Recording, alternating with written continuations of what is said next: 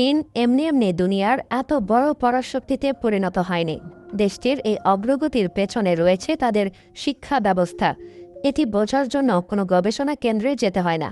দেশটির সাধারণ প্রাইমারি স্কুলের দিকে তাকালেই এর আঁচ পাওয়া যায়। দেখুন, একদল স্কুল শিক্ষার্থী একটি রানিং ট্র্যাকের উপর দাঁড়িয়ে আছে।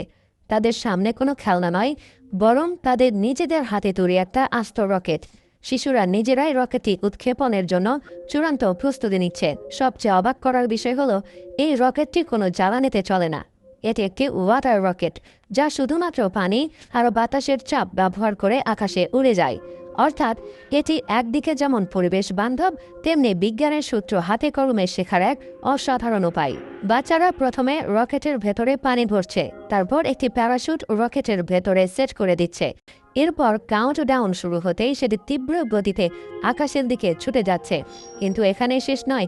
রকেটটি যখন একটি নির্দিষ্ট উচ্চতায় পৌঁছায়, তখন স্বয়ংক্রিয়ভাবে ভেতরের প্যারাশুট বেরিয়ে আসে এবং সেটিকে ধীরে ধীরে নিরাপদে মাটিতে নামিয়ে আনে।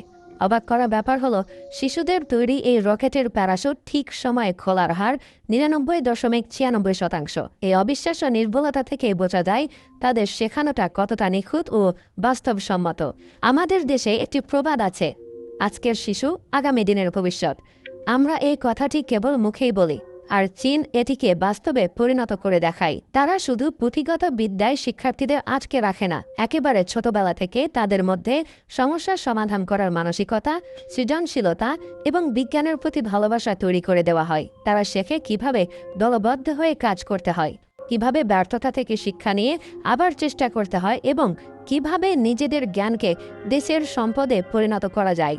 এই শিশুরা যখন বড় হয়ে বিশ্ববিদ্যালয়ে যায়, তখন তাদের ভিত্তি এতটাই মজবুত থাকে যে আরও জটিল প্রযুক্তি যেমন মিসাইল বা স্যাটেলাইট তৈরি করা তাদের জন্য অনেক সহজ হয়ে যায়। এভাবে একটি প্রজন্মকে তারা ভবিষ্যতের উদ্ভাবক হিসেবে গড়ে তুলছে। এর ঠিক বিপরীত চিত্র দেখা যায় আমাদের দেশের শিক্ষা ব্যবস্থায়। আমাদের শিক্ষা ব্যবস্থা শুধু পরীক্ষা আর মুখস্থ নির্ভর। শিক্ষার্থীরা বইয়ের পাতা মুখস্থ করে পরীক্ষায় ভালো নম্বর বা জিপিএ 5 পাওয়ার জন্য দৌড়ায়, কিন্তু তাদের মধ্যে হাতে কলমে শেখার সুযোগ বা উৎসাহ দুটোই খুব কম। একজন শিক্ষার্থী পদার্থবিজ্ঞানের সব সূত্র মুখস্থ বলতে পারলেও সেই সূত্র ব্যবহার করে ছোট্ট একটি যন্ত্র বানাতে বললে হয়তো হিমশিম খাবে। আমাদের ক্লাসরুমের 4 দেওয়ালের বাইরে জ্ঞানের প্রয়োগ প্রায় নেই বললেই চলে। এর ফলে প্রতি বছর এত ডিগ্রিধারী শিক্ষার্থী বের হলেও উদ্ভাবন বা গবেষণার ক্ষেত্রে আমরা অনেক পিছিয়ে থাকি। আরও একটি বড় পার্থক্য হলো মানসিকতায়। যখন চীনের শিশুরা দেশের জন্য রকেট বানানোর স্বপ্ন দেখছে, তখন আমাদের তরুণদের একটি বড় অংশ সামাজিক যোগাযোগ মাধ্যমে অন্য দেশের সাফল্য বা ব্যর্থতা নিয়ে তর্ক বিতর্কে মেতে থাকে। অমুক দেশ কি করলো, তমুক দেশের সাথে কার যুদ্ধ লাগলো।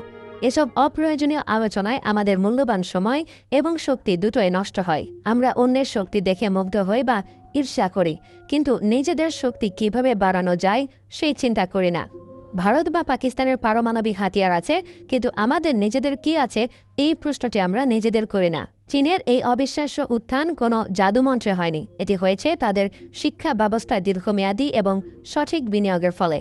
তারা বুঝতে পেরেছে যে একটি দেশের সবচেয়ে বড় সম্পদ হলো তার শিক্ষিত এবং দক্ষ জনগোষ্ঠী। তাই তারা কথার ফুলঝুরি না ছড়িয়ে একেবারে গোড়া থেকে ভবিষ্যৎ প্রজন্মকে গড়ে তোলার কাজে মনোযোগ দিয়েছে। যতক্ষণ না আমরা আমাদের শিক্ষা ব্যবস্থাকে মুখস্থ বিদ্যার চক্র থেকে বের করে এনে বাস্তবভিত্তিক, সৃজনশীল এবং প্রয়োগমুখী করতে পারব, ততক্ষণ পরাশক্তি হওয়া তো দূরের কথা, বিশ্বের বুকে মাথা উঁচু করে দাঁড়ানো কঠিন হয়ে পড়বে।